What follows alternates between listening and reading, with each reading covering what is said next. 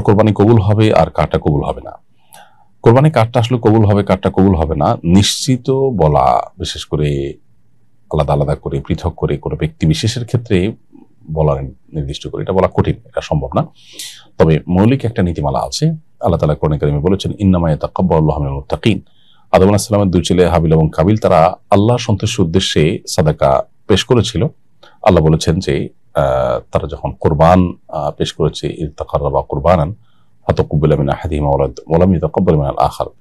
এক ভাইয়ের কোরবান বা এক ভাই আল্লাহর নৈকট্য লাভের উদ্দেশ্যে যে দান করেছে সেটা কবুল হয়েছে, আর একজনটা হয়নি।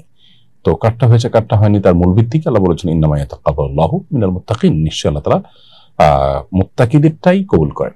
এই জন্য কোরবানি করার ক্ষেত্রে যাদের অন্তরে তাকওয়া আছে তাদেরটা আল্লাহ তাআলা কবুল করবেন। আল্লাহ তাআলা বলেছেন, লা ইয়ানালুল্লাহু লুহুমুহা ওয়ালা দিমাউহা ওয়ালাকিন ইয়ানালুহু তাকওয়া মিনকুম।